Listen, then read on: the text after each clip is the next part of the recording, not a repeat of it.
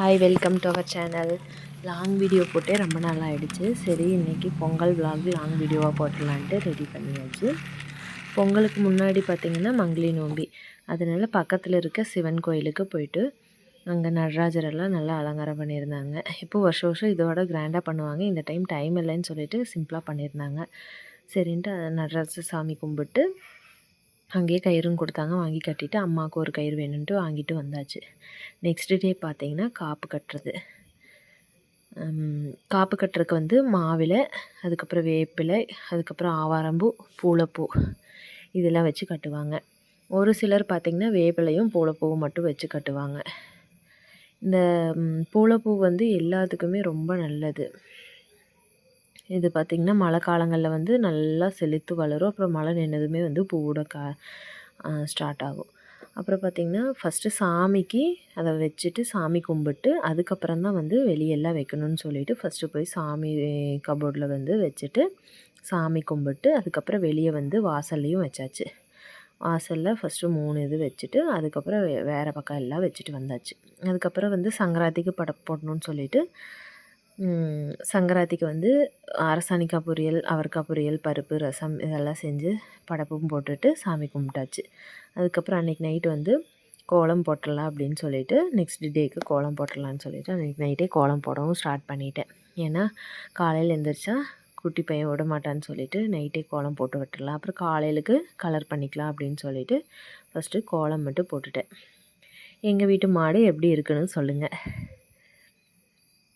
அதுக்கப்புறம் கோலம் போட்டு முடிச்சுட்டு நைட்டு போய் தூங்கியாச்சு. நெக்ஸ்ட் டே பார்த்திங்கன்னா அதுக்கு கலர் கொடுக்கணும்னு சொல்லிவிட்டு கலர் கொடுக்கறதுக்கு முன்னாடி சூரிய பொங்கலுக்கு பார்த்திங்கன்னா நான் எந்திரிக்கிறதுக்கு முன்னாடியே அத்தை எந்திரிச்சு சூரிய பொங்கல் வச்சுட்டாங்க. அதுக்கப்புறம் நாங்கள் எந்திரிச்சு வந்ததுக்கப்புறம் சாமி கும்பிடணுன்னு சொல்லிவிட்டு இங்கே எல்லாம் பார்த்திங்கன்னா சூரிய பொங்கலுக்கு காவி பொடியில் கோலம் போட்டு சூரியன், நிலா, அப்புறம் இதெல்லாம் வரைஞ்சி மீன் இதெல்லாமே வரைவாங்களாம்மா. வரைஞ்சி அதுக்கப்புறம் படையல் வச்சு விநாயகர் சாணத்தில் பிடிச்சி வச்சு அருகம்புல் இதெல்லாம் வச்சு அதுக்கப்புறம் சாமி கும்பிட்டு சாப்பிடுவாங்க. ஆனால் எங்கள் ஊர் சைடு அந்த மாதிரி இல்லை. இப்போ நான் மேரேஜ் ஆகி வந்ததுக்கப்புறம் தான் இந்த மாதிரியெல்லாம் சாமி கும்பிட்ருக்கேன். எனக்கு இது ஒரு புது எக்ஸ்பீரியன்ஸ் தான். அதுக்கப்புறம் சமையல் சாமியெல்லாம் கும்பிட்டு முடிச்சுட்டு நெக்ஸ்ட்டு பார்த்திங்கன்னா சாப்பிட்டாச்சு. சாப்பிட்டு அன்றைக்கி டே எல்லாம் என்னென்ன பண்ணணும் அப்படிங்கிறதெல்லாம் பண்ணிவிட்டு அப்புறம் கோலத்துக்கு கலரும் பண்ணியாச்சு. கலர் பண்ணினதுக்கப்புறம் எப்படி இருக்குன்னு சொல்லுங்கள். கலர் பண்ணினதுக்கு முன்னாடி எப்படி இருந்துச்சுன்னு சொல்லுங்கள். எங்கள் வீட்டு கோலம். அதுக்கப்புறம் அன்றைக்கி நைட்டு பார்த்திங்கன்னா மதகதா ராஜா போட்டிருக்காங்க, ரிலீஸ் ஆகிருக்கு, போகலாம் அப்படின்னு சொன்னார் ஹஸ்பண்ட். அதனால் கிளம்பி அதுக்கும் போயாச்சு. அன்றைக்கி ஈவினிங் போயிட்டு மதகஜா ராஜா பார்த்துட்டு வீட்டுக்கு வந்தாச்சு. நைட் ஷோ ஃபுல் என்டர்டெயின்மெண்ட்டாக தான் இருந்துச்சு. அது முடிச்சுட்டு வீட்டுக்கு வந்துட்டு தூங்கியாச்சு. நெக்ஸ்ட் டே பார்த்திங்கன்னா மாட்டுக்கு சாமி கும்பிட்றது, மாட்டுப்பொங்கல். அதுக்கு ஃபஸ்ட்டு மாடெல்லாம் கழுவணும். மாடு கழுவுறதே ஒரு பெரிய வேலையாச்சே. மாடு பார்த்திங்கன்னா ஃபுல்லாக சாணி ஒட்டி வச்சிருந்துச்சு.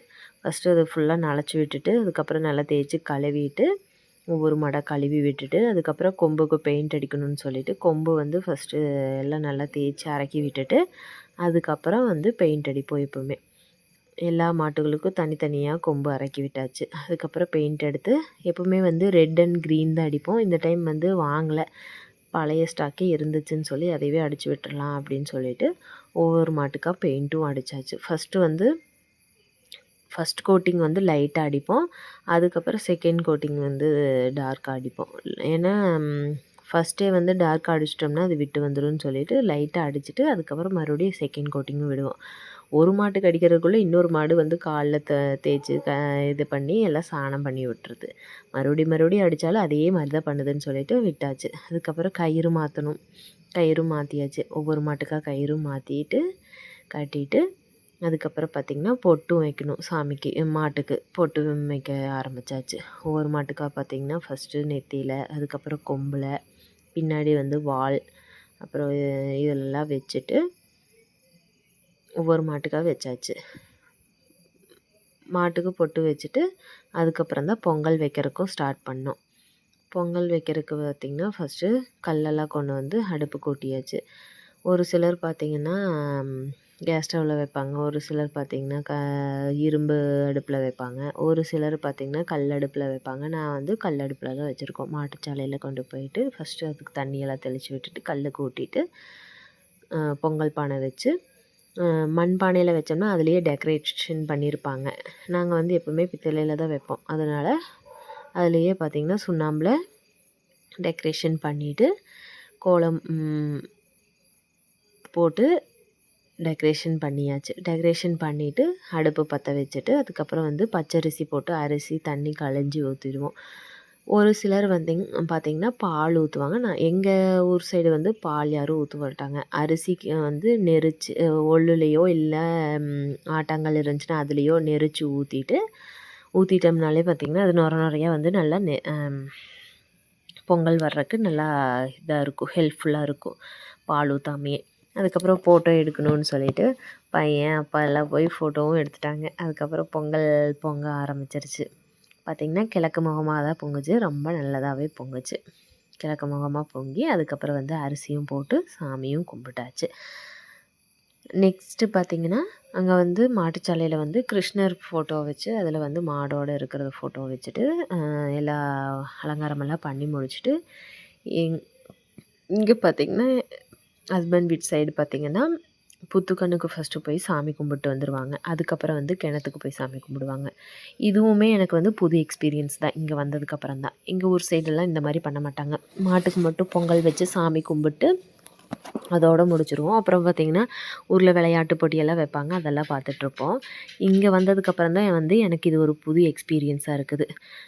ஃபஸ்ட்டு வந்து பொங்கலெல்லாம் வச்சு முடிச்சுட்டு புத்துக்கண்ணுக்கு போய் சாமி கும்பிட்டு அங்கே போய் தழுவெல்லாம் வச்சு மஞ்சள் தண்ணி ஃபஸ்ட்டு தொளிச்சு விட்டுட்டு அதுக்கப்புறம் கற்பூரம் பற்ற வச்சு சாமி கும்பிட்டு அந்த தழுவை வந்து அங்கேயே போட்டுட்டு வந்துடுவோம். அதுக்கப்புறம் கிணத்துக்கு போய் சாமி கும்பிட்றது. அங்கேயும் அதே மாதிரி தான் மோட்டருக்கு இதுக்கெல்லாம் வந்து ஃபஸ்ட்டு பொட்டு சந்தனம் இதெல்லாம் வச்சுட்டு கற்பூரம் பற்ற வச்சு சாமி கும்பிட்டு அந்த தழுவை பார்த்திங்கன்னா கிணத்துல போட்டு வந்துடுவோம். இது எல்லாமே வந்து எனக்கு புது எக்ஸ்பீரியன்ஸ் தான். நீங்கள்லாம் எந்த மாதிரி பண்ணுவீங்கிறதையும் சொல்லுங்கள்.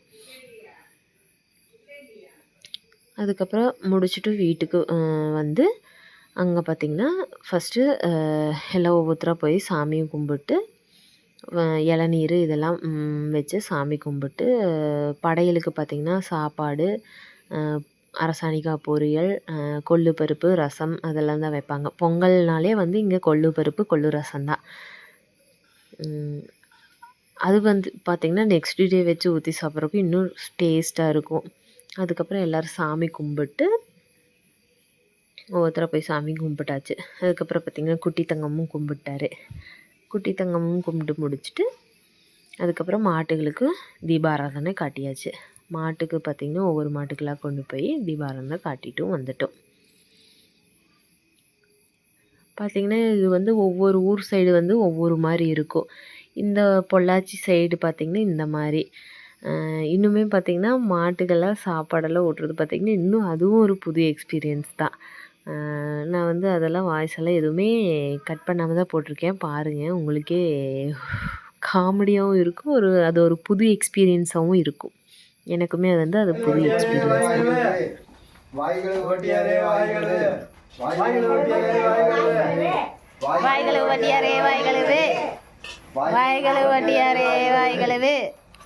இதில் பார்த்தீங்கன்னா சொல்லியிருப்பாங்க, என்ன சொல்லியிருப்பாங்கன்னா ஃபஸ்ட்டு வாய்களவு பட்டியாரே வாய்களவு அப்படின்னு சொல்லிட்டு ஃபஸ்ட்டு வந்து மாட்டுக்கு வாய்களை கழுவி விட்டுருவாங்க. அதுக்கப்புறம் வந்து அதில் வச்சுருக்க பொங்கல் அந்த சாப்பாடு இதெல்லாம் போட்டுட்டு மாட்டுக்கு கொண்டு போய் ஊட்டி விட்டுறது வந்து ஒன்னொன்று பட்டியாரே ஒன்னொன்று அப்படின்னு சொல்லுவாங்க. ஒவ்வொரு மாட்டுக்காக கொண்டு போய் கொடுத்துட்டு ஒன்னொன்று பட்டியாரே ஒன்று அப்படிங்கிற மாதிரி சொல்லுவாங்க.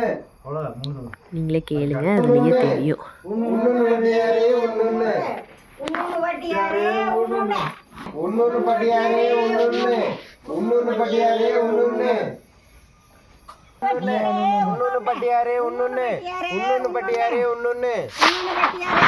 அதுக்கப்புறம் சாப்பிட்டு முடிச்சதுக்கப்புறம் மறுபடியும் வாய் கழுவி விடுவாங்க. அதுக்கும் வந்து வாய்க்கழுவு பட்டியாரே வாய்க்கழுவு அந்த மாதிரி சொல்லுவாங்க.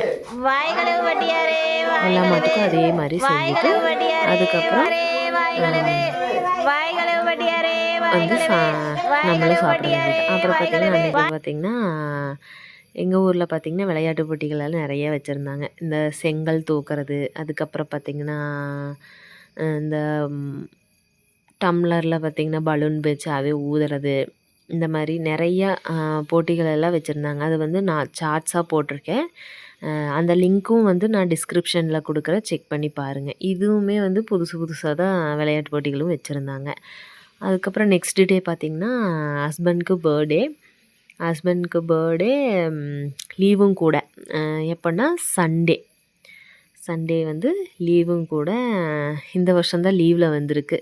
சரி கோயிலுக்கு போகலாம் அப்படின்னு சொல்லிட்டு முத்துமலை முருகன் டெம்பிளுக்கு போகலான்ட்டு கிளம்பியாச்சு. அது பார்த்திங்கன்னா கிணத்துக்கடவுலேருந்து முத்துக்கவுண்டனூர் போகிற வழியில் இருக்குது. முத்துக்கவுண்டனூரில் தான் வந்து முத்துமலை முருகன் டெம்பிள் இருக்குது.